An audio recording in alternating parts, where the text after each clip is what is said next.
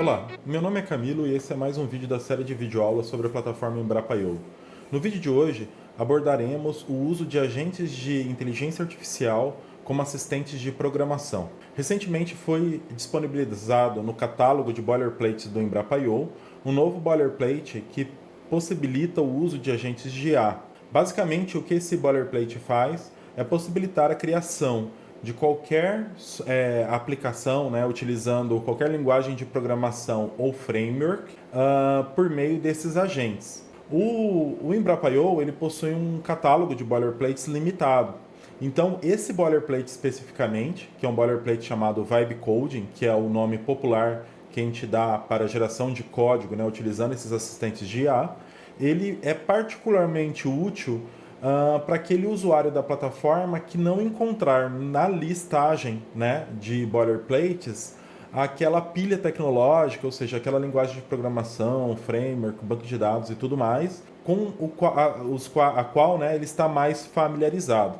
Então, nesses casos, o usuário pode utilizar esse boilerplate de Vibe Coding e seguir os passos que a gente vai mostrar nesse vídeo. Então, basicamente, para a gente iniciar o uso, a gente vai criar um novo projeto, né? Ou seja, acessar a dashboard.embrapa.io, né? Entrar no painel de controle do Embrapa.io.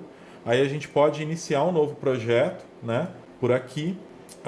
Eu não vou entrar em detalhes a respeito da inicialização de um novo projeto, mas vamos supor, né, para os fins desse vídeo aqui, que eu fosse criar um agromob e aí o nome Unix dele fosse, por exemplo, agromob, dessa forma aqui, né? Eu poderia criar os repositórios de suporte, né? Existem vídeos específicos, né, que detalham cada um desses repositórios e categorizar ele dentro de ecossistemas digitais agropecuários. Então esse projeto, na verdade, ele já está criado aqui, né? Mas no momento em que você criar, ele vai aparecer como um card, o seu projeto. E aí, uma vez que ele aparece aqui como card, você pode adicionar novas aplicações a esse projeto. Então, no momento de eu criar uma nova aplicação, vai aparecer aqui para mim, depois de eu aceitar esse disclaimer, né, o catálogo de boilerplates disponíveis. Né? Eu posso vir aqui e filtrar, por exemplo, pela categoria Inteligência Artificial. E aqui o primeiro que aparece é justamente o nosso boilerplate de Vibe Coding com AI Agents. Né? Então aqui a gente tem uma descrição do que ele faz. Esse boilerplate vai possibilitar, né, fazer o Vibe Coding com programação assistida por IA. E o que ele vai fazer basicamente é injetar, né, nesses agentes instruções detalhadas de geração por Vibe Coding de uma aplicação aderente aos pipelines do Embrapa.io. O que isso significa na prática? Né? O Embrapa.io ele tem uma série de requisitos, né, que a gente pode ver aqui na documentação técnica do Embrapa.io, por meio desses passos, né, onde você precisa seguir padrões de projeto extremamente rígidos, né, de algumas formas. Então ele precisa estar containerizado, precisa seguir padrões de criação de volumes, de network dentro desses containers que sejam externos. Ele tem dois tipos de arquivos de configuração, que é o .env e o .env.io. Tem serviços, né, padrões que precisam ser implementados. Algumas integrações, né, com o que a gente chama de ferramentas satélites da plataforma, que é o Sentry, o Matomo, o Grafana e assim por diante. Então, tudo isso daqui exige, né, um ônus, né, da gente poder tornar o nosso código-fonte aderente a esses padrões. O que o nosso boilerplate faz é justamente ele permite, né, que a gente ele injeta esses padrões rígidos no assistente. Então ele permite que o código gerado ao final ele seja aderente aos pipelines de DevOps da plataforma, tá? Então vamos supor aqui para o nosso exemplo, né, para o nosso vídeo, que a gente fosse criar uma aplicação de back-end em PHP que vai ser na verdade uma API REST, certo? Então eu poderia vir aqui e colocar como nome aqui dessa aplicação simplesmente PHP e mandar criar a aplicação. O que o Embrapa.io vai fazer? Ele vai criar, eu já criei aqui, né?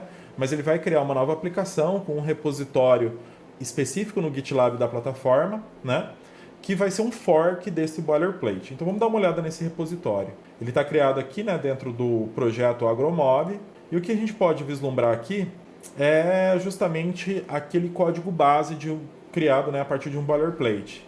Entretanto, aqui tem um detalhe importante que é o seguinte: esse boilerplate, ele, apesar de ser um boilerplate do Embrapa.io, né, ele tem algumas especificidades. A principal delas é que, ao contrário dos demais boilerplates, ele não está apto ao deploy ainda, tá?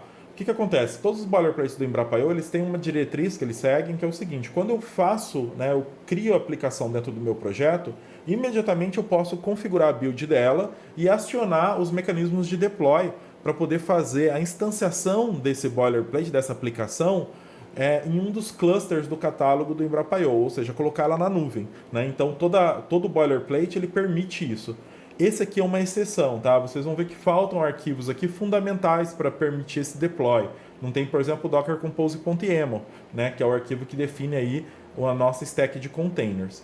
Então, para esse boilerplate, a gente vai precisar criar, né, o código a partir dos agentes. Então, justamente esses arquivos não estão criados, eles não estão embutidos aqui ainda, porque eles vão ser criados pelo agente de A por meio do nosso prompt, tá? Entretanto, a gente tem alguns arquivos aqui que são especiais, que eles servem justamente para trazer essas diretrizes para os agentes, né? O principal deles é o arquivo agents.md. Esse arquivo aqui, ele é justamente aquele arquivo que define as diretrizes rígidas que eu comentei da plataforma, né? Então, é basicamente uma transcrição da documentação do Embrapa.io para um arquivo, né, técnico que o agente possa entender. Esse padrão aqui, agents.md, não é um nome à toa isso, ele é um padrão criado pela OpenAI, né, para o OpenAI Codex, que é justamente o assistente, né, o agente de IA de terminal da OpenAI. Mas todos os outros agentes, né, do tipo, eles possuem também soluções semelhantes. Então, o Gemini CLI, por exemplo, que foi lançado recentemente, né, recentemente em relação à data que eu gravo esse vídeo, que é final de junho de 2025, ele usa o Gemini.md, né? Então, o agents.md para o OpenAI Codex, o Gemini.md para o Gemini CLI. E o Cloud Code, que é o agente da Anthropic, para terminal também, ele usa o Cloud.md, certo? Então, o que a gente fez aqui? Para a gente poder preparar para esses agentes, o boilerplate, ele possui aqui o agents.md. Aí, na configuração do Gemini, a gente fala para ele que o arquivo de contexto que ele deve usar é o agents.md também, tá? E a gente tem aqui também o cloud.md, que é, na verdade, um link simbólico para o agents.md, tá? Então, de certa forma, né, esses arquivos aqui, eles vão permitir que sejam atribuídas, né, instruções para a gente que são fundamentais para que o código gerado seja aderente aos pipelines de DevOps do Embrapa.io, certo? Um outro arquivo importante que a gente tem aqui também é o mcp.json. Vocês vão ver que ele é um link simbólico também para o arquivo settings.json do Gemini. E aqui o que ele faz é definir o Context7 como um MCP server disponível para o agente, tá? O que eu estou falando aqui, ó, eu estou de certa forma configurando o Context7 para ser utilizado pelo agente de IA que vai gerar o meu código. O que é o Context7? O Context7 é essa ferramenta aqui, que ela basicamente ela faz o seguinte: quando a LLM ela é treinada, né, ela é como se ela tirasse uma foto, né, de todo aquele conteúdo que foi utilizado no fine tuning dessa LLM. Então, por exemplo, na hora de treinar o GPT-4o, né, o que a OpenAI fez? Ela basicamente fez uma busca, né, em profundidade aí na web, pegou bilhões e bilhões de tokens, né, bilhões e bilhões de informação e utilizou para poder treinar essa LLM. Só que isso é como se fosse uma foto daquele momento em que foi feito isso, né? Então, por exemplo, quando esse treinamento foi feito a partir da documentação técnica de linguagens de programação e frameworks, naturalmente essa documentação técnica ela estava numa versão daquela data passada. O que o Context7 faz é ficar gerando diariamente, né, embeddings, né, ou seja, vetores de versões atualizadas dessa documentação de uma infinidade aí de linguagens de programação, frameworks e tudo mais. No momento que eu gravo esse vídeo, eu tenho mais de 22 mil bibliotecas que ele gera essa documentação, né, essa vetorização da documentação. Então, quando a gente coloca esse MCP Server dentro do agente, o que a gente está falando para o MCP Server é utilize a versão mais atual da documentação técnica de uma determinada linguagem de programação, framework, biblioteca, pacote, assim por diante, né? Então, é basicamente isso que ele faz. Aqui no nosso caso, como a gente está utilizando o nosso exemplo, né, ele vai ser em cima de um back-end PHP, o que eu quero é justamente que o meu agente utilize a documentação técnica mais recente do PHP. Né? No momento que eu gravo esse vídeo, a versão mais recente do PHP é a 8.4, né? Então eu quero que ele vá lá e utilize a documentação técnica mais recente para a versão 8.4 do PHP, certo? Então é basicamente isso. Então é isso que a gente está colocando aqui. Então é por isso que esse boilerplate ele é interessante, né?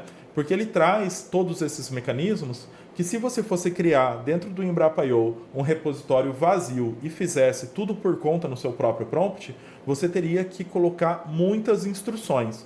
Então, de certa forma, por meio do agents.md e por meio do MCP Server do Context7, a gente está poupando, né, esse trabalho por parte do usuário da plataforma. Né? Basta fazer aí, criar uma aplicação a partir desse boilerplate que você já vai ter essas instruções embutidas. Tá? É basicamente isso. Então, uma vez que a gente tem agora a nossa aplicação aqui, o que eu vou fazer vai ser fazer um clone dessa aplicação, porque essa aplicação ela vai ser sempre utilizada em ambiente local, tá? Eu vou usar os agentes com minhas próprias chaves, né?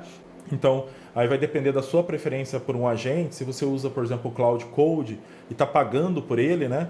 Então, você tem aí a sua chave de API, a sua API Key.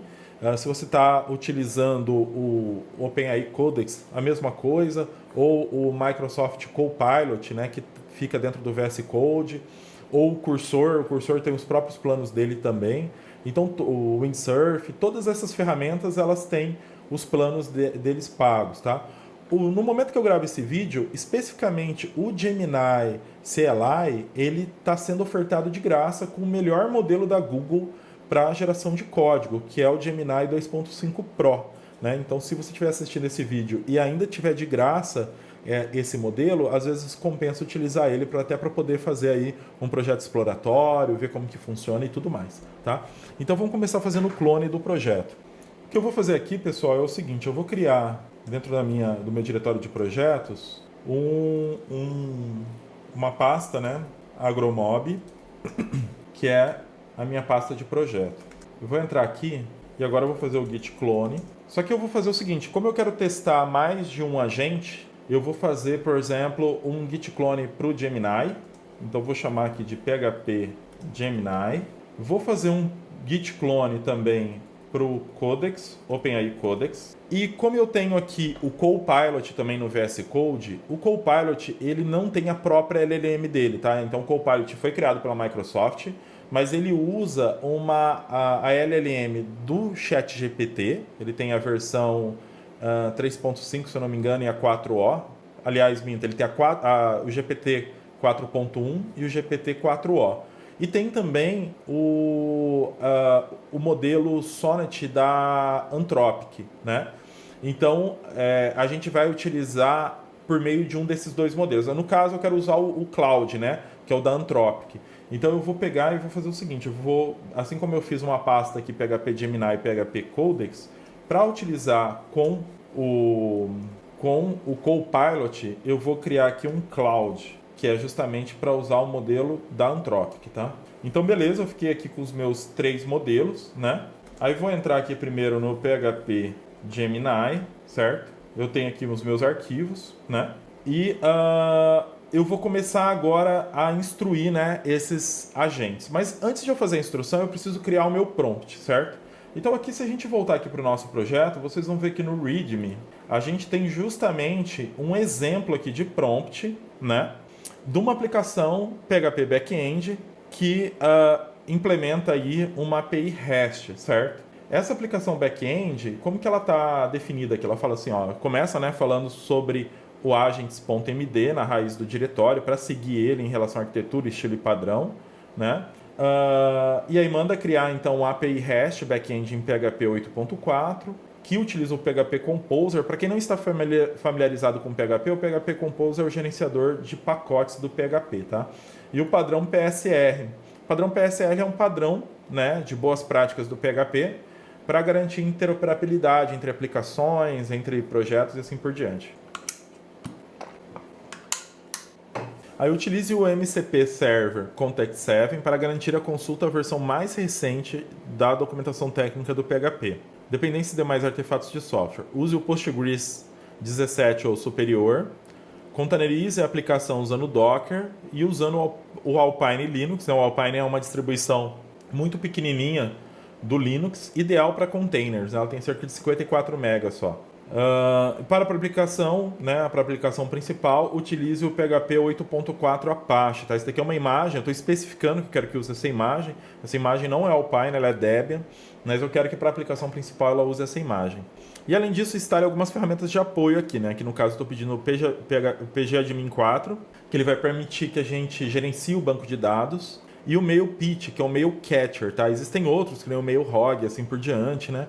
E são ferramentas muito úteis para eu não ter que configurar um SMTP em ambiente local de desenvolvimento. Então ele captura o e-mail, né? E eu consigo utilizar a partir dessa interface que ele provê, visualizar esses e-mails enviados, né? Além disso, aqui a gente entra na questão dos endpoints. Então eu estou pedindo para ele gerar um endpoint get barra, que é basicamente quando a pessoa acessar a URL da aplicação, para ela não receber um erro, 404, qualquer coisa assim, ela recebe em JSON.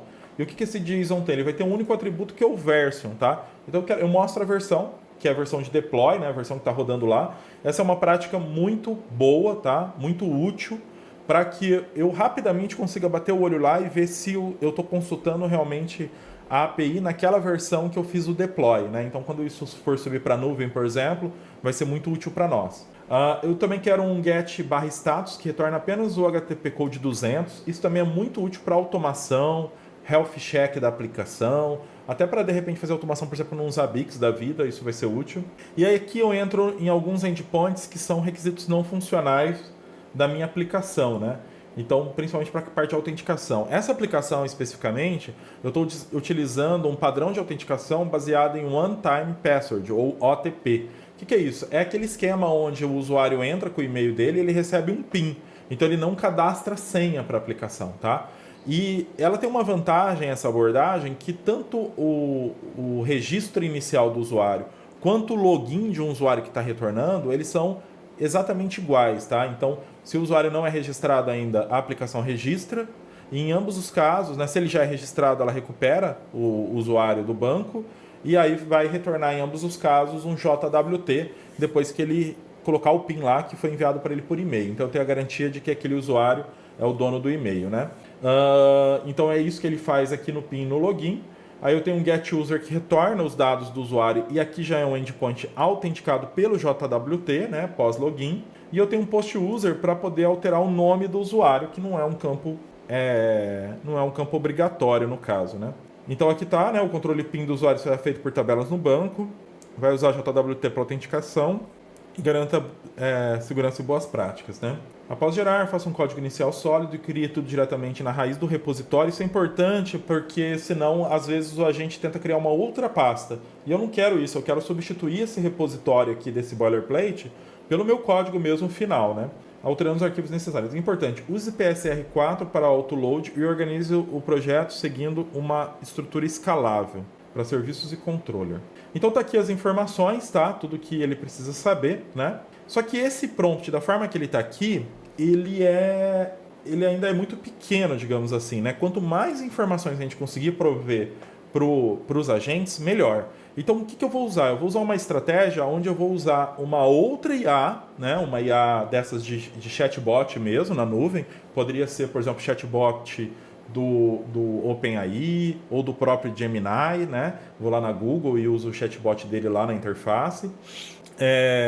Mas aqui no caso eu vou usar o chatbot do Cloud, tá? Para quê? Para ele poder detalhar um plano de desenvolvimento desse software aqui, tá? Então eu já fiz isso aqui, tá? Basicamente o que eu fiz? Eu coloquei como anexo aqui o agents.md, que é justamente aquele arquivo que está na raiz, né? Com instruções sobre Embrapa.io. E aí eu pedi para ele montar um plano de desenvolvimento de software para uma aplicação com as instruções abaixo. O que são as instruções abaixo? É um copy-paste do README lá, tá? Daquele prompt que está lá no README. Irei passar esse plano para um outro agente de IA de terminal, né? Por que eu falo isso para ele? Porque senão ele vai ficar pedindo para poder criar o software, mas eu não quero isso, né? Que eu estou na web, né? Lembrando, eu estou aqui no cloud.ai e eu só quero que ele crie o plano para mim aqui, né?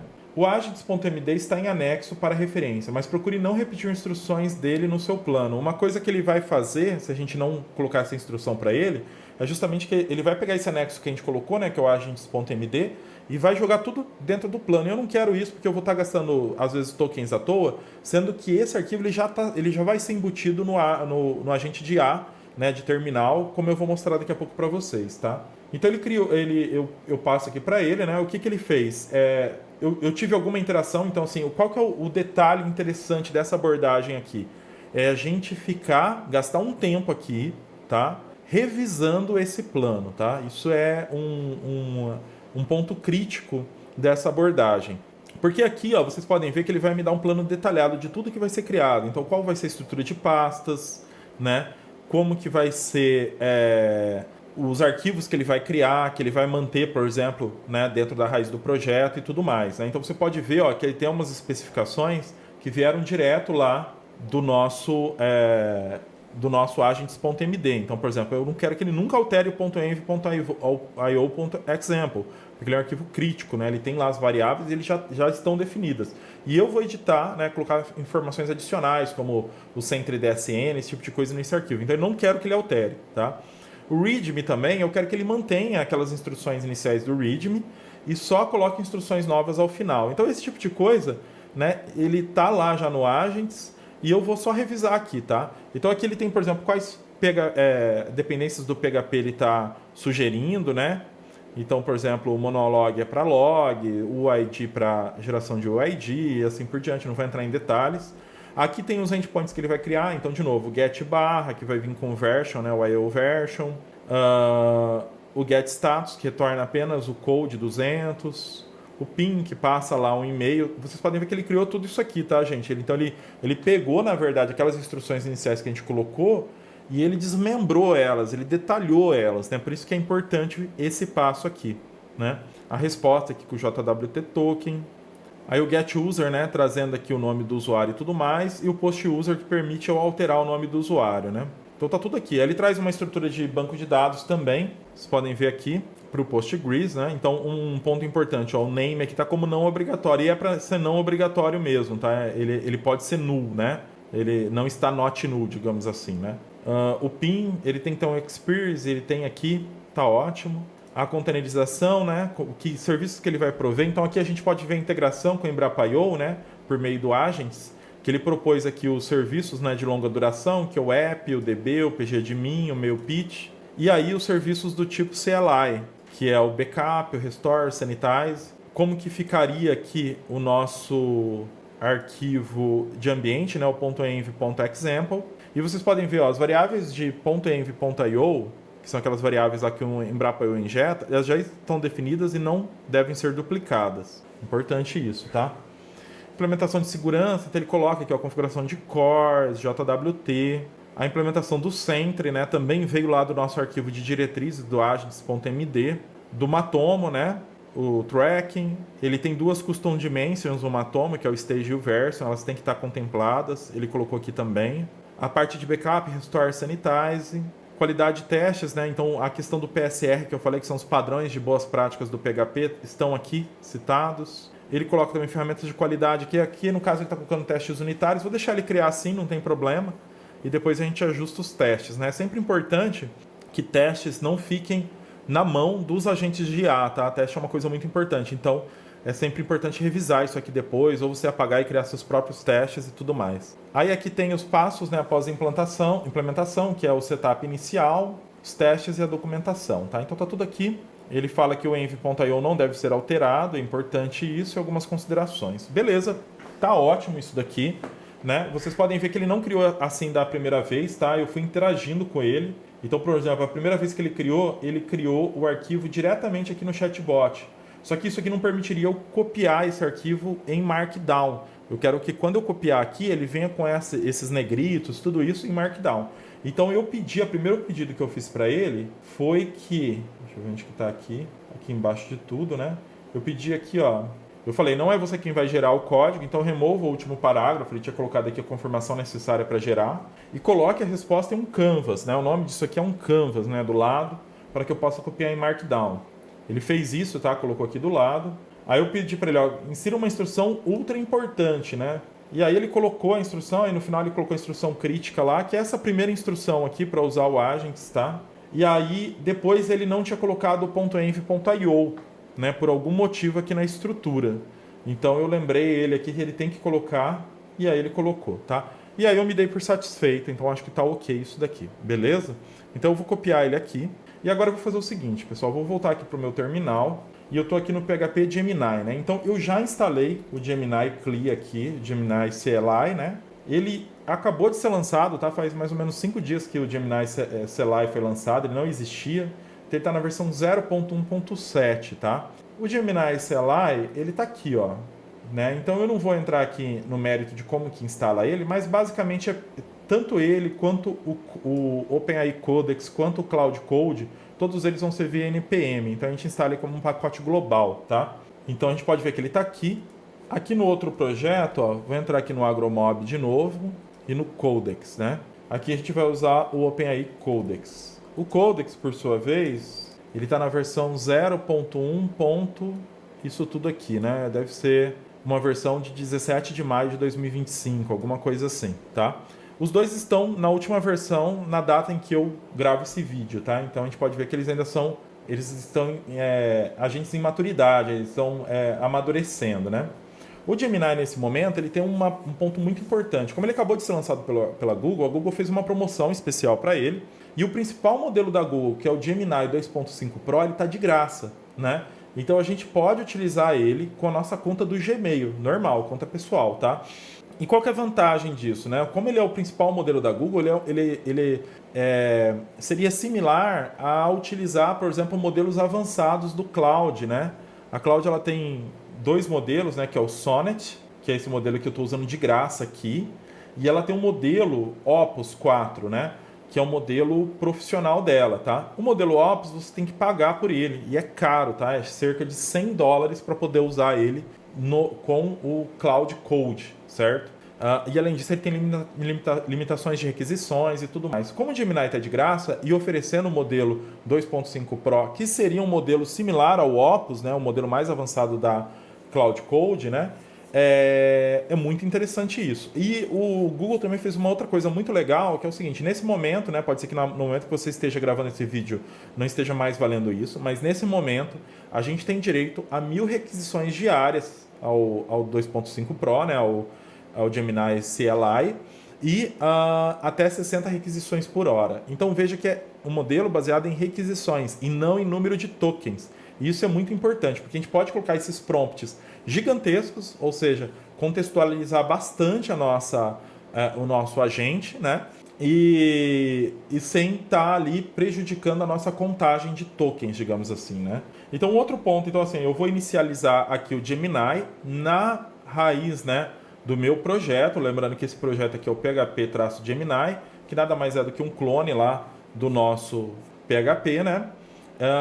Eu só vou fazer uma coisa antes, que é o seguinte, eu vou editar o nome aqui em cada um desses projetos no .env.io.example para que o nome da aplicação, né, o nome Unix aqui, ele fique da mesma forma aqui que eu dei lá no diretório.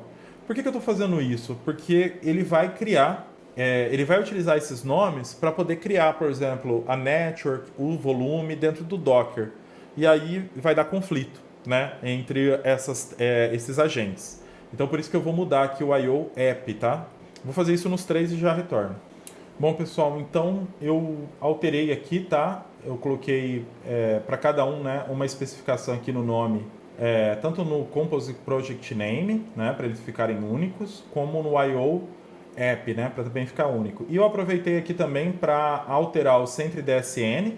Então peguei aqui, né, para quem não sabe, né, é só vir aqui nesse bugzinho e copiar aqui o CentriDSN do projeto e colocar aqui. E coloquei também um token, né, criei um token no Matomo, como as aplicações de back-end, elas precisam do token, tá? Se for aplicação de front-end, não precisa do Matomo token, mas aqui precisa. E coloquei aqui também nos 3, tá? Então ficou aqui para o PHP Cloud, PHP Codex, PHP Gemini, tudo bem? Então agora, pessoal, a gente vai iniciar aqui o Gemini. Quando você iniciar ele, você vai se deparar com essa tela aqui. E aqui tem algumas informações muito importantes, tá? Primeiro, você não vai se deparar já com o prompt, tá? Na verdade, você vai cair nessa tela de autenticação aqui. Então aqui, ó, o Gemini CLI, né? Ele pergunta como que você quer autenticar. Se você for assinante, tiver uma API Key, né? E estiver pagando para utilizar ele, você vai escolher essa opção aqui, né? E vai configurar a API Key. Aqui no caso, nesse período gratuito, a gente pode fazer o login com a Google utilizando o e-mail do Gmail. Então, basicamente, vou colocar aqui login com o Google, vou autorizar a minha conta e já vou poder utilizar, tá? O meu já está feito aqui, então tá tudo certo. E aqui, ó, a gente pode ver uma informação muito importante aqui, duas informações, né? Que ele carregou o agents.md, lembra que eu tinha configurado, né, lá no .gemini settings, que eu queria que ele usasse como arquivo de contexto o agents.md. Então ele carrega já aqui. Então ele já está considerando toda a informação do agents.md para o que eu for digitar aqui. E o segundo é que ele carregou um MCP Server, que é aquele MCP Server configurado também lá no .gemini settings, né? Então se eu der um /mcp aqui, vocês vão ver que ele carregou aqui o Context 7, né, e as tools que ele tem, beleza? Então tá tudo certo, né? Então o que eu posso fazer agora? Agora eu posso vir aqui no meu cloud, vou copiar, né, todo esse prompt aqui. Outra coisa, né, vocês vão ver que ele está aqui, né, o Gemini 2.5 Pro, é esse que ele está usando, tá? Então assim, tem um ponto importante aqui que tem uma coisa que a gente não controla nesse momento dentro do Gemini CLI, que é uma mudança automática que ele faz do Pro para o Flash. O Flash é outro modelo do Gemini CLI, né, da Google, que ele é mais leve que o Pro, só que ele é muito pior, tá? Então, assim, os resultados dele são muito insatisfatórios. Mas, assim, como a gente não controla isso, vai depender aqui do uso, da concorrência, digamos assim, de uso do modelo Pro. Paciência, a gente tem que colocar aqui e deixar o Google trabalhar, né, o Gemini CLI trabalhar. E se ele mudar para o Flash, a gente vai torcer para isso não acontecer, a gente vai seguir com o Flash mesmo, tentando gerar o projeto, tá? Não tem problema. Tudo bem? E tanto o Pro quanto o Flash, eles têm uma característica que é uma janela de contexto muito grande, tá? Então, o que é a janela de contexto? É tudo que eu consigo jogar para ser considerado pelo agente, tá? Quando a janela de contexto esgota, ele começa a perder informação. Então, a janela de contexto do Gemini é de 1 milhão de tokens. Como o token ele é mais ou menos como se fosse uma palavra, não é exatamente isso, tá? É como se eu pudesse jogar 1 milhão de palavras que ele vai considerar na geração do código, né, antes de começar a perder informação. Só para vocês, para efeito de comparação, o OpenAI, né, o 4O e o 4O Mini, eles têm uma janela de contexto de 128 mil tokens, ou seja, muito menor que a do Gemini, tá? Então vamos jogar aqui o nosso prompt inteiro. Opa, eu tinha selecionado ali, ele copiou, né? Agora sim, joguei aqui nosso prompt inteiro, né? E vou dar Enter simplesmente aqui. Então, pessoal, vocês podem ver que ele já começou aqui a criar tudo, né? Começando pela criação aqui da estrutura de diretórios. E aqui ele vai ficar perguntando para nós se a gente quer autorizar os comandos, né? O que eu faço? Eu sempre coloco aqui essa opção do Allow Always, né? Para ele só perguntar a primeira vez. Então, aí quando tiver outros novos MKDirs, por exemplo, ele já não vai mais pedir autorização, tá? Enquanto ele vai trabalhando aqui, vamos iniciar o Codex aqui do outro lado. O Codex, gente, ele não tem essa mamata do Gemini, tá? Então você precisa colocar uma API Key nele, tá? Então precisa ser configurada a API Key. Aqui. E aí você precisa ter algum budget na OpenAI para poder utilizar, tá? Eu tenho aqui, ó, eu tô com $6. Deixa eu atualizar aqui para ver se ele já não... Não, tô com $6,71, tá? Como eu estou utilizando aqui no Codex, vocês podem ver que eu vou utilizar o GPT-4o Mini. Porque o GPT-4o Mini ele tem um custo de 15 centavos de dólar por milhão de token, tá? Então eu vou conseguir fazer mais coisa com ele. Se eu utilizar, por exemplo, o GPT-4o, ele é cerca de 10 vezes mais caro, esse valor. Então, assim, ele é muito melhor, mas vai ser mais caro. Então, se eu estiver fazendo um projeto aqui como é teste, né, eu não quero gastar todo o meu budget nisso, né? Então, eu vou colocar aqui para ele poder usar o GPT-4o Mini mesmo, tá? Vamos só dar uma olhadinha aqui no que o Gemini está fazendo enquanto isso, né? Então ele foi aqui criando os diretórios e tudo mais, corrigiu aqui o caminho do Composer, né? O Composer, lembrando, né? Isso aqui não tem nada a ver com Docker Compose, esse aqui é o PHP Composer, que é o gerenciador de dependências do PHP, tá? Então gerou aqui, instalou, né, as dependências dentro do container, aí ele está gerando aqui o .env, .example, e começou a gerar já, ó, ponto criado, papapá, seguindo as diretrizes do agents.md, ok. Aí ele está começando a gerar aqui o Docker Compose.yaml, né? Pode ver que está gerando também os serviços, né? De apoio aqui, de backup, restore, sanitize e assim por diante. Gerou aqui o Docker Compose, o Dockerfile. Então está gerando tudo aqui, tá? Vamos deixar ele trabalhar. Aí vamos vir aqui no Codex, então. E da mesma forma, eu vou pegar aqui o prompt, né? Criado pelo Cloud. E vou colocar aqui, tá? Beleza, deixa eu colocar tudo aqui e vou dar Enter. E vamos esperar para ver ele trabalhando, né? E aí, em paralelo, gente, a gente tem o PHP Cloud também, né? Que é aquele que a gente vai usar com o Copilot. Então, eu vou dar um code aqui, ponto, para ele abrir o VS Code. Ele tem aqui, né, a nossa edição, só que a gente fez aqui no .env.io.example, certo? E aí eu posso vir aqui em cima e habilitar aqui o Copilot. Aqui ele tem algumas informações para adicionar contexto, tá? Um ponto relevante é o seguinte, ó, a gente viu aquela hora que o Gemini ele já ia usar o Context7, ele carregou automaticamente o MCP Server. O Codex ele não tem essa opção nesse momento ainda, tá? Então ele, assim, a princípio ele não está utilizando o Context7 aqui, tudo bem? O Cloud, a gente pode colocar aqui, ó, ele tem uma opção especial, né, no Copilot para adicionar contexto. O que eu posso vir aqui? Eu posso vir aqui e falar, por exemplo, tools e pedir para ele que ele adicione todas as tools do meu Context7, que está aqui, ó, configurado. Eu já configurei previamente ali no VS Code, tá? Então talvez isso seja necessário para vocês também utilizarem o Context7, beleza? Então muito bem, está aqui, né? Eu vou fechar isso daqui só para ele não confundir aqui o contexto. E novamente eu vou pegar aqui a minha saída do Cloud e vou copiar aqui também, tá? Lembrando, ele está utilizando aqui, ó, tem vários modelos que eu posso utilizar e ele tem esses Premium Models aqui, né? Eu vou utilizar aqui o Cloud Sonnet 4, tá? No padrão agente, né? Coloco tudo aqui e vou mandar ele criar. Então ele começou aqui lendo o agents.md. Vamos ver o que os demais estão fazendo, ó. O Codex aqui ele deu um problema com o sandbox dele, né? Ele não permite aqui fazer os comandos diretamente. Então ele está pedindo para eu fazer. Só que assim, isso aqui eu já não gostei, porque o certo era ele fazer essa parte do Composer toda dentro do container, né? Deixa eu ver. Enquanto isso, o Gemini, ele aparentemente ele finalizou aqui. Módulos criados, papapá, a implementação do código da aplicação está concluída. Agora eu vou seguir os próximos passos definidos no plano, né? Que é oferecer para criar a rede de volumes Docker externo, copiar o .env, papapá. Vamos dar uma olhada antes no que ele fez, porque aí se a gente tiver que fazer alguma intervenção, a gente já faz, tá? Então, de novo, aqui agromob, php Gemini, code ponto. Então aqui ele não mexeu em nada, não era para mexer mesmo. Ó, aqui já tem um problema, que é o seguinte, ó. Ele colocou os volumes aqui, né, pré-fixados com essas variáveis aqui. Vamos pedir para ele corrigir isso daqui. Bom, pessoal, então aqui, ó, o Cloud ainda está trabalhando aqui, tá? Vamos voltar aqui para ver o que eu pedi aqui para o Gemini CLI, né? Pedi para ele substituir aqui as variáveis pelo nome mesmo que estava lá no .env.example e ele fez isso corretamente, tá? Então vamos dar uma olhada aqui de novo. Aparentemente está tudo correto agora. Ele só colocou aqui esse Embrapa API com espaço. Acho que isso aqui vai dar problema. Eu vou tirar isso daqui, vou deixar assim.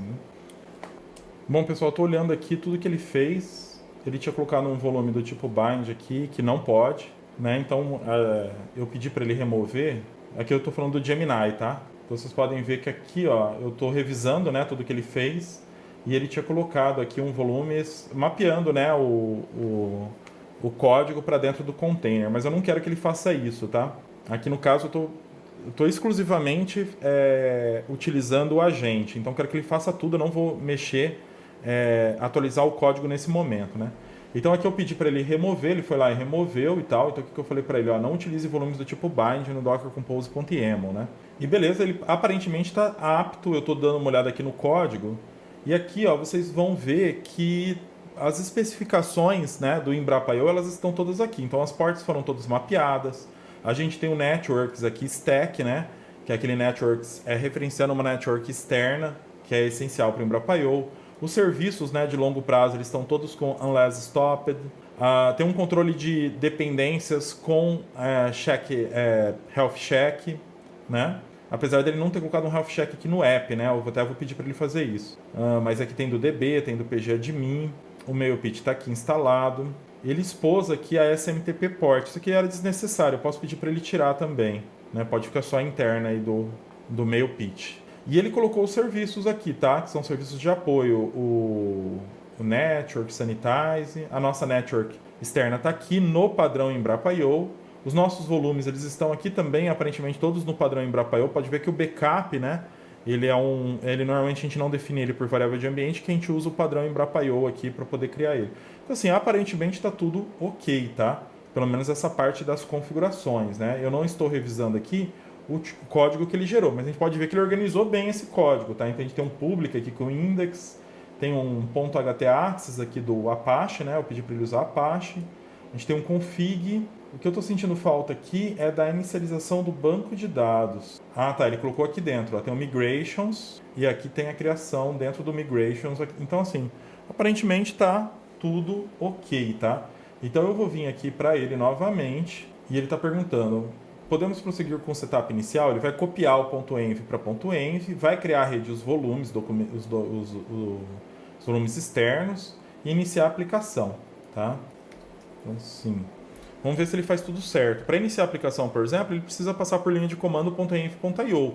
Né? Espero que ele não erre nisso. Ponto importante aqui é que voltou aqui para o Gemini. Ah, não, se bem que ele não tinha mudado, né? Ele está usando o Gemini Pro o tempo todo aqui. Então, por enquanto, a gente está com sorte, tá? E um ponto aqui também relevante, um ponto relevante aqui, pessoal, é que, olha só, a nossa janela de contexto está em 97%, né? Então a gente usou muito pouco da janela de contexto com esse código que a gente fez até agora. Tudo bem que não foi lá tanto código assim, mas ele é muito grande a janela, né? Enquanto isso, o Codex aqui, gente, ele deu prosseguimento, tá? Só que ele está pedindo para eu fazer muita coisa aqui, né? Eu queria que ele fosse mais independente. Aqui voltando para o Gemini, né? Ele aparentemente subiu com health, né? Os serviços estão saudáveis. Então eu vou pedir para ele testar aqui os endpoints. Né? Eu poderia entrar aqui no navegador e testar, mas, né? Vamos no modo preguiça aqui. Eu quero que ele tente fazer tudo que ele puder aqui. E vamos aproveitar enquanto a gente ainda está com o melhor modelo aqui, que é o 2.5 Pro. Ele não mudou para o Flash, tá? Quando ele muda para o Flash... Aí, só porque eu falei, né? Língua preta. Só porque quando ele muda para o Flash, geralmente é uma frustração, tá? Ele fica bem pior. Mas vamos lá. O importante é que todo o código ele gerou com o Pro, né? Então agora nessa fase aqui, ele vai corrigir, mas já está bem contextualizado. Tomara que dê tudo certo. O Codex está mandando eu executar os comandos por conta aqui. Eu acredito que ele nem criou a estrutura de networks e volumes e tudo mais, né? A gente pode testar aqui, ó. Vou entrar aqui só. A única estrutura que a gente tem criado aqui é do Gemini, né? Então o Codex ele não criou nada. Eu vou continuar mexendo aqui no Gemini, tá? E deixa eu só ver aqui se ele dá alguma instrução para que eu dê mais permissão para ele. Ó, a gente pode ver aqui que o Gemini, enquanto isso, ele encontrou problemas, ó. Ele está dando problema com o Sentry, né? Então ele mesmo, percebendo o problema, ele vai tentar corrigir aqui. Vai subir novamente a aplicação e vai testar novamente. Vamos ver o Cloud como que tá. O Cloud está trabalhando aqui ainda. A gente pode ver que ele já criou também aqui os arquivos, né? Naquela estrutura que foi passado pelo plano, né? Por isso que está tão semelhante do Gemini e do Cloud. Se a gente não tivesse passado esse nível de detalhe, né? Tivesse colocado só o prompt mais vago, eles provavelmente criariam projetos muito diferentes, tá? Poderia ser, por exemplo, que eles não separassem dessa forma, nessa estrutura, né? Então, por isso que é importante sempre fazer o plano a priori, né? Então, pessoal, depois de algum tempo, o Gemini ele conseguiu terminar aqui e testou, né, os endpoints do get barra, né, e o get status e diz que estão funcionando. Então, a gente pode vir aqui, né? Vamos ver só em qual porta que ele colocou. Aqui, ó, ele está dando um erro de strict, que está causando outros erros em decorrência desse primeiro, né? Então eu vou pedir para ele aqui remover o strict do php.ini, tá? Porque é um erro numa biblioteca do Sentry que ele não tem como corrigir, né? Então é o que ele está fazendo aqui, ó. Por isso que é importante a gente salientar que o uso de agentes de IA, né, de vibe coding, ele exige conhecimento, tá, de programação. Ele não é algo que você vai fazer e que vai ficar completamente autônomo aqui o agente, né? Dificilmente você vai conseguir construir um software com segurança sem saber nada. Então você precisa revisar. Vocês podem ver que a gente revisou, por exemplo, o plano de desenvolvimento. E agora, no código gerado, a gente vai revisar novamente tudo que foi feito, né? E vai pedir ajustes para ele, tá? A gente pode nós mesmos fazermos esses ajustes, né? A ideia aqui, né, principal desse boilerplate é substituir o kick-off, né, dos projetos, né, para aquele boilerplate que eu não tenho no catálogo, mas, né, eu posso continuar a geração utilizando agentes, né? Depois vocês vão ver que a gente vai criar um arquivo de status, até para permitir municiar, né, novas interações com agentes no futuro, mas é importante estar sempre revisando o que ele está fazendo, sempre olhando, né, pedindo correções e tudo mais. Agora aqui ele fez de novo o curl, né, e aparentemente deu ok. Vamos testar aqui então, e realmente, de fato, agora a gente tem aqui a resposta que a gente esperava. E se a gente testar com o /status, aparentemente também, tá? Então, sim, vou pedir para ele, sim, teste os demais endpoints. Pessoal, enquanto isso, aqui no Cloud, a gente pode ver que ele continua trabalhando aqui, tá? Então, ele queria instalar aqui, ó, as dependências do... Aqui o Cloud, né, tá trabalhando. Ele queria instalar aqui as dependências do container, utilizando um comando, e o que eu falei para ele é que a instalação dessas dependências tem que ser dentro do Dockerfile. Então isso aqui também é outro exemplo, né, de instruções mais avançadas que a gente precisa ir dando para ele, né, porque eu quero que ele instale as dependências no momento da build. Então quando eu subir o container, tem que estar tudo funcional, não quero ter que executar instruções posteriores, né. Bom, pessoal, então o Gemini conseguiu avançar aqui. Então o que ele fez? Ele testou aqui o envio de e-mail, né? Deixa eu até ver aqui. Ele testou o envio de e-mail. Aí ele enviou aqui pro mail pitch. Aí eu vim aqui, peguei esse e-mail aqui e coloquei aqui para ele. E aí ele viu que estava certo, ok? Recebeu o JWT e agora ele está testando os outros, ó. Agora deu um problema aqui, né? E ele vai tentar corrigir. Enquanto isso aqui no Cloud, ele terminou aqui a criação, né, inicial do projeto. E agora eu pedi para ele copiar o .env, criar aqui a network. Ele é mais cadenciado no sentido que eu tenho que ir aprovando as coisas que ele pede, né? Eu não sei aqui, deve ter uma forma de permitir tudo, mas eu não sei como que é. Então eu vou aprovando aqui. Então aqui a princípio está tudo certo. Vocês podem ver que ele criou aqui os volumes do Postgres e do pgadmin no padrão Embrapa.io, né? E aí ele está criando aqui o volume do backup também no padrão Embrapa.io. O volume do backup ele é o único que é o volume do tipo bind, né? Os outros são volume padrão do Docker. Então tá tudo certinho. Vamos seguir. E aqui ó, a gente pode ver que ele também, o comando para ele subir, ele também acertou. Pessoal, olha só, o Gemini ele entrou num loop aqui, tentando resolver um problema, né? Que ele tá com... Uma parte dos serviços já funciona adequadamente, mas o serviço de registro aqui do usuário não está funcionando. Então o que eu vou fazer? Para ele não ficar nesse loop, né? E como eu disse, o Gemini está usando nesse momento o modelo Flash. Eu quero que ele use o modelo Pro, que talvez ele consiga resolver isso daqui. Então eu vou... Isso aqui é uma abordagem comum também de ser feita, que é você pedir para ele comparar com o plano inicial, né? Rever tudo que foi implementado e montar um relatório em Markdown na raiz do projeto no arquivo status.md, né? Então, um relatório de status, para ficar bem claro, que possa ser utilizado por outro agente para resolver os problemas que permaneceram. Esse relatório deve ter uma descrição detalhada dos endpoints implementados, quais já foram testados com sucesso. Então vamos ver se ele consegue fazer isso bem. E aí a gente reinicia o agente para tentar utilizar o modelo Pro. Enquanto isso, aqui o Cloud está dando vários problemas de porta, né? Isso daqui já era esperado, então ele foi resolvendo, agora ele parece que conseguiu resolver tudo, que é porque eles tendem a pegar as mesmas portas para os serviços que já tinham sido alocadas pelo Gemini, né? Que subiu antes os containers. Então agora vamos ver se ele vai conseguir subir e a gente já volta. Bom, pessoal, depois de muito tempo aqui, né? Eu comecei a trabalhar nisso, eram umas 9 da manhã, agora já são 14h45. E basicamente, assim, o Codex eu desisti, né? O OpenAI Codex, ele realmente não está funcionando legal com o GPT-4o Mini. O Gemini, a impressão que eu tenho é, ele funciona muito bem com a versão Pro e funciona de forma muito ruim com a versão Fast, tá? Então o que eu fiz aqui? Ele tem um recurso que é o chat, que ele permite salvar todo o histórico de mensagens. Então eu dei um chat save, ele está salvo aqui. E aí quando eu dou um resume, ele traz todo esse histórico para mim e permite eu continuar de onde eu tinha parado, né? Então eu vou. Ele ainda está com erros, né? Não está funcionando a aplicação gerada pelo Gemini.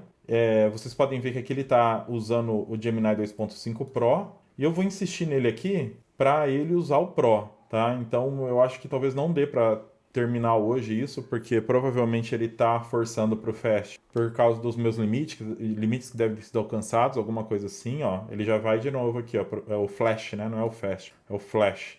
Ele já veio de novo pro Flash aqui, então não rola, tá? Chegou no Flash aqui, eu já cancelo e saio. Então não vou continuar com ele, não vou continuar com o OpenAI.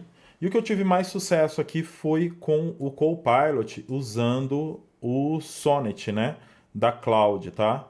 Então deu tudo certo, ele conseguiu executar aqui e eu consegui testar todos os endpoints pelo próprio prompt dele, tá? O que eu vou pedir agora para ele? Vou pedir para ele, ó, crie um arquivo, um JSON, né? Um JSON que possa ser importado no Insomnia para que eu mesmo teste todos os endpoints.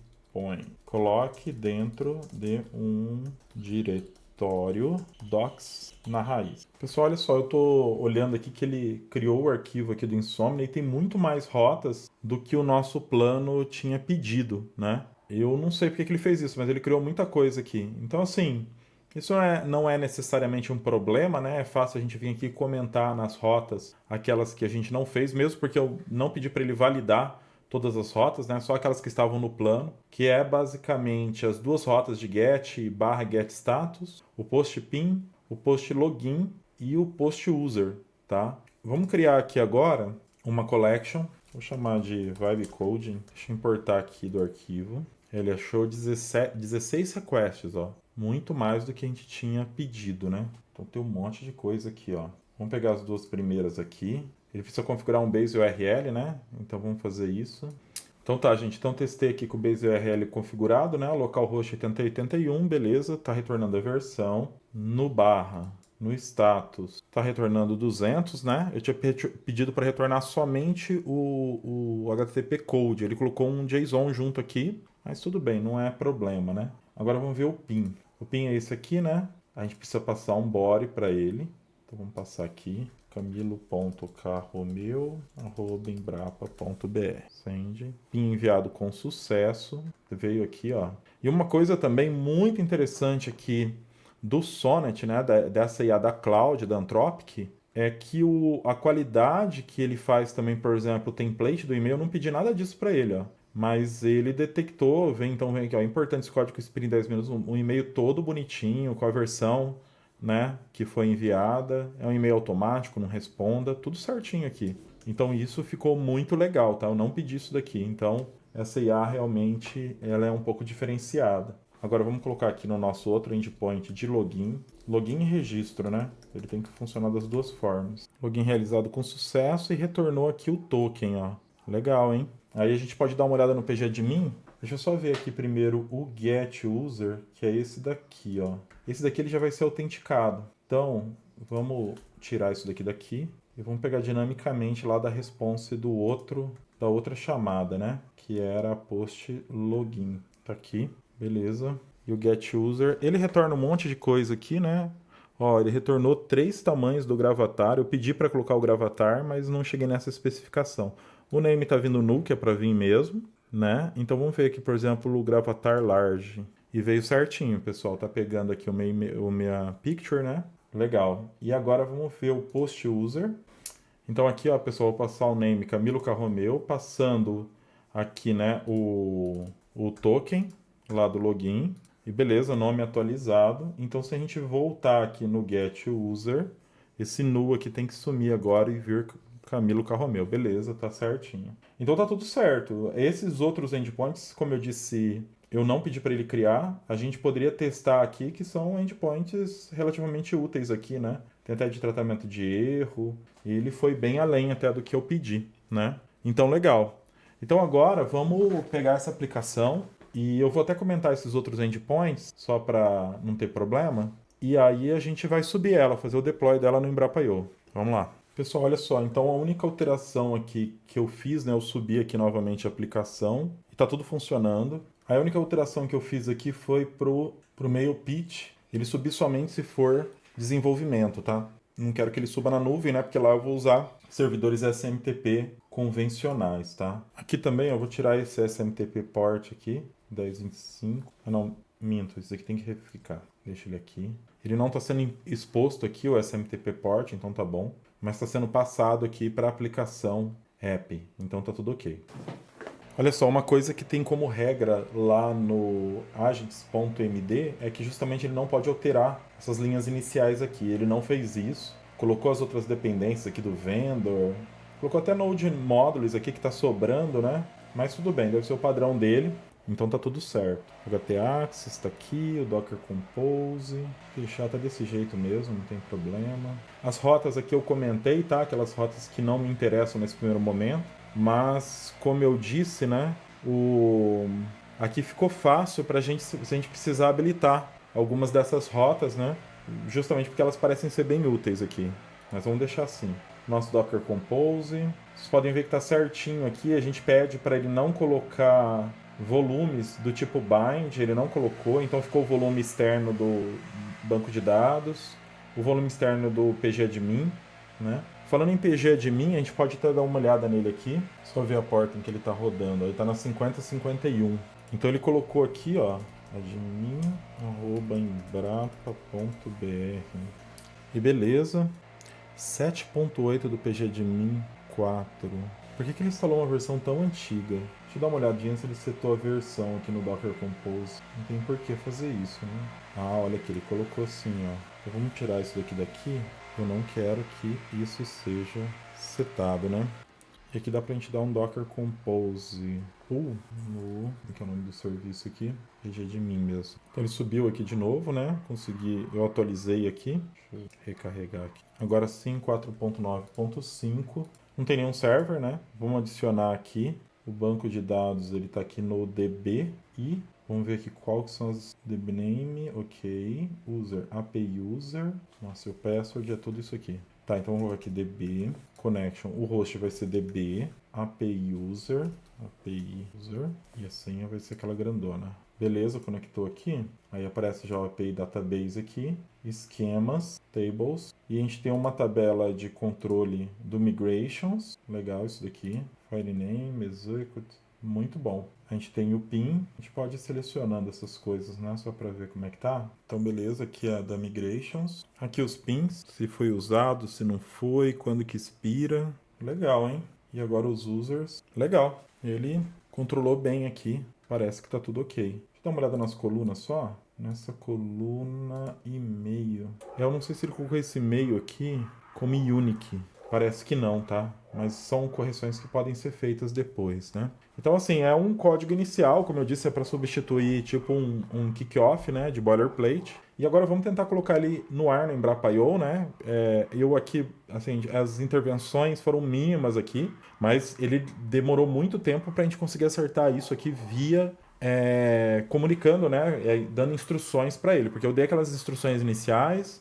Aí ele subiu, ele criou toda a estrutura do projeto. Aí depois ele deu um erro no Apache em relacionado às rotas e tudo mais, que ele ficou travado um tempo, ele não conseguia resolver. Então aí depois de um tempo, instruindo e ajudando ele, ele conseguiu resolver, né? E aí a gente chegou nessa versão que a gente tem agora aqui. Então vamos subir todo esse código aqui, né? Então a gente estava vendo que o Docker Compose, o Dockerfile. Você vê que ele tem algumas coisas aqui do Apache, que ele manteve dentro do Dockerfile, inclusive não é muito legal isso, mas tudo bem, vamos manter assim. Aí aqui eu tinha pedido para ele gerar os arquivos do Insomnia, ele fez muito mais do que isso. Ele gerou uma documentação aqui sobre como testar cada uma das APIs, né, dos endpoints, além do arquivo funcional do Insomnia. Então isso ficou muito bom. O index, o README, vocês vão ver aqui que ele só tem inserções, tá? Isso também é uma outra diretriz que está no Agents, que a gente fala, ó, não altera o README, né?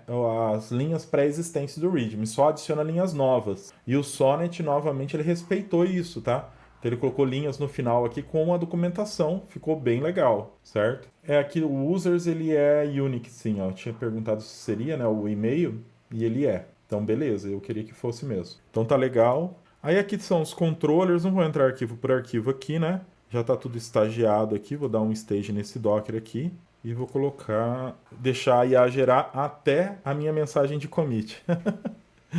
Aqui a IA gerou, né? Essa daqui é a IA do GitKraken. E ficou aqui, ó, tudo certinho. Então, legal, a gente não precisa fazer mais nada. Então, vou comitar tudo isso. Beleza, comitou para main. E agora eu vou pegar a alpha e vou fazer aqui um merge. Opa, desculpa. Vou fazer um merge da main para alpha, tá? E vou subir também. Beleza? Então, tanto a main quanto a alpha agora, elas estão com todas as alterações do agente. Eu vi que teve uma alteração aqui no agente. Engraçado, ele alterou o agente. Ah, não, isso daqui é eu que tinha alterado, tá? Isso aqui é passado, né? Isso daqui foi coisas que eu fiz aqui, ó, ao longo do tempo. Então, ficou no alpha ficou antigo. Mas eu já tinha alterado isso daqui para ficar melhor o agentes, né? A gente alterou lá no boilerplate e fez o merge para cá. Então tá bom, então tá tudo certo. Então o que eu vou fazer agora? Eu vou voltar aqui para o Embrapa.io e vou validar, certo? Aqui a gente vai ter um problema, tá, gente? Que é o seguinte, como essas variáveis, eu não coloquei ela nos settings, então elas não vão ser pré-carregadas. Deixa eu ver, eu vou colocar no cloud. Então eu vou ter que criar tudo na mão, tá? Então eu vou pedir eu vou criar essas coisas aqui e já retorno, tá bom? Bom, pessoal, então eu transcrevi para cá todas as variáveis, tá?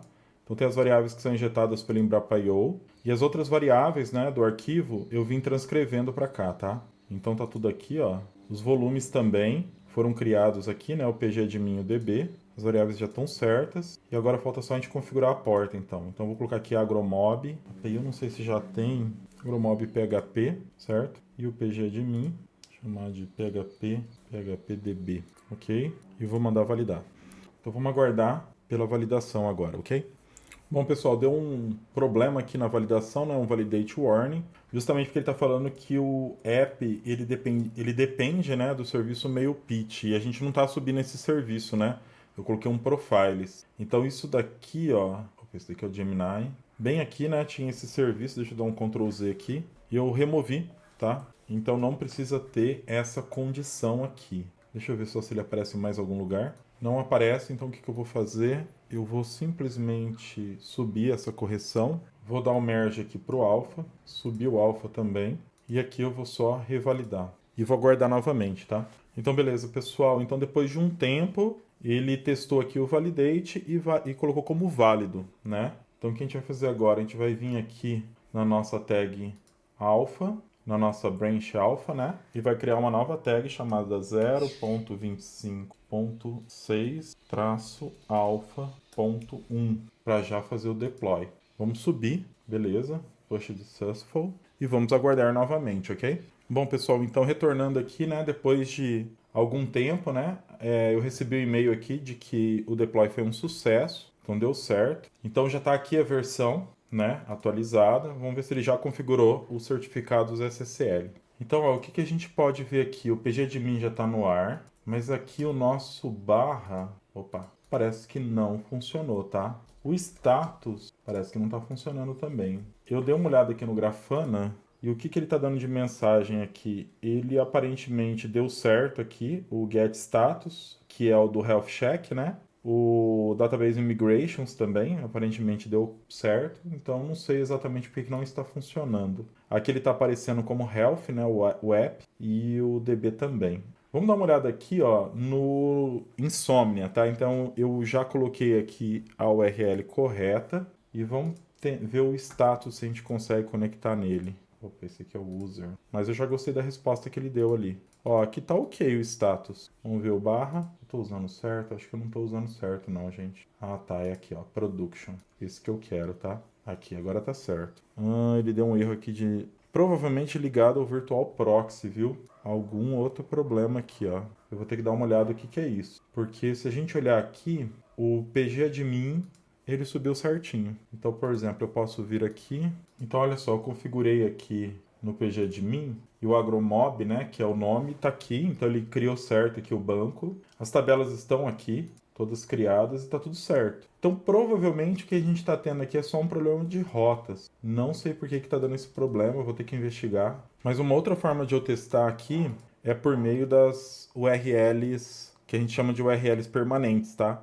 Que é direto no host e na porta. Então, o que eu vou fazer? Eu vou vir aqui, aí tem que ser no Firefox, né? Que o Brave, assim como o Chrome, eles se direcionam automaticamente.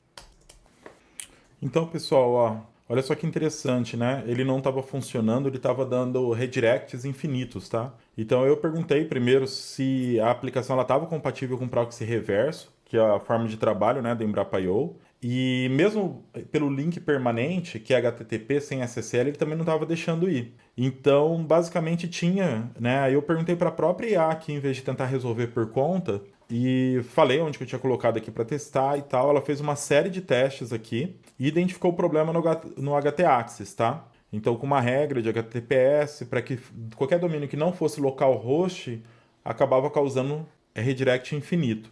Por isso que não funcionava também com link permanente, né? Então, ela mesma propôs aqui a correção. Aí, o que eu fiz? Eu fiz uma nova versão, né? Um patchzinho, Alpha 2. E é interessante que aqui, né, o próprio... a inteligência artificial aqui também do GitKraken reconheceu o que foi feito, né? Corrige a lógica de direcionamento HTTPS para considerar cenários de proxy reverso. Ó. Então colocou certinho aqui o log. E agora a gente pode fazer o teste aqui, né? No Insomnia, para ver se está tudo funcionando. Então o status, ó, eu já vi que está funcionando, tá ok, né? Aí a gente tem o nosso barra, tá ok também, veio aqui, né, a versão com o segundo patch, né, o ponto 2. Aí vamos testar aqui o postpin. Então o postpin, né, esses que vocês estão vendo aqui são os que eu estava testando em localhost, tá? O que importa agora é que aqui a gente está na aplicação instanciada na nuvem. Então, de novo, né, eu vou testar aqui com camilo.carromeu, foi... E aqui nesse caso ele tem que enviar para o meu e-mail, certo? Então vamos dar uma olhadinha. Ó, chegou aqui, pessoal. Então veio aqui para o meu e-mail, né? A única coisa que ele está pecando aqui, ele não conseguiu colocar a logo da Embrapa, né? Que é uma logo que tem na internet, talvez ele pudesse ter buscado aqui, mas tudo bem. E aqui também eu tô achando estranho uma coisa, que esse nome aqui eu tinha mudado no Envy para Agromob, mas ele está colocando a API Embrapa aqui. Então é possível que isso daqui esteja hard-coded lá dentro da aplicação, né? Eu vou dar uma olhada depois. Então é aquele negócio, né? São várias coisas que tem que ir corrigindo. A versão tá certinha aqui, ó, V0.25.6 Alpha 2, então tá tudo ok. Então eu vou pegar aqui esse PIN, vou voltar aqui agora e vou vir no login para pegar o JWT. Vou colocar ele aqui e veio um JWT e agora eu vou dar um get user. E veio aqui o get user certinho. Agora eu vou dar um post no user para alterar o nome. Tudo isso, né, lembrando, a gente está fazendo já na URL lá do alpha, tá? Alterou. Vou dar um novo get user e alterou. Então tá tudo funcional, certo? Aqui eu ainda não testei os serviços de backup, sanitários, que ele também implementou. Então isso eu teria que testar primeiro localmente, né, para ver se está tudo ok.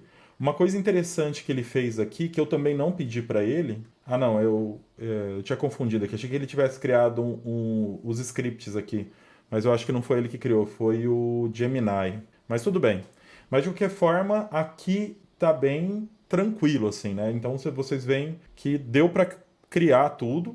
Entretanto, eu deixo aqui o alerta, né? Eu tô mexendo nisso desde as 9 da manhã, agora são 16h36, ou seja, 4h30 da tarde, né? Então, claro, né, a gente foi fazendo aqui o vídeo juntos e tudo mais. O vídeo vai ser bem mais curto para vocês, né? Eu vou tirar todas essas partes de silêncio e tudo isso. Mas, para uma aplicação que não é tão complexa assim, apesar dele ter estruturado muito bem a aplicação, ter feito toda a documentação e tudo mais, tem que ver se vale a pena, né? Agora, é claro, muitas coisas, enquanto ele vai trabalhando, você fica livre para fazer outras coisas que você queira, né? Então ajuda muito. E assim, de qualquer forma, esses assistentes também, que nem o próprio Copilot, que fica aqui do lado, eles são extremamente úteis também no dia a dia para resolver pequenas coisas. Por exemplo, selecionar um texto e pedir para ele testar, ou fazer um teste, que nem esse que ele descobriu do HT-Axis aqui, poderia dar mais trabalho se não tivesse a ajuda dele. Então fica aí a dica, tá? Quem quiser se aventurar aí por Vibe Coding, utiliza aí o nosso boilerplate e espero que ajude algumas pessoas, principalmente, novamente, aqueles que, para você desenvolver em cima de pilhas tecnológicas que hoje não estejam ainda no catálogo do Embrapa.io, ok? Espero que seja útil aí e até o próximo vídeo, pessoal. Um abraço.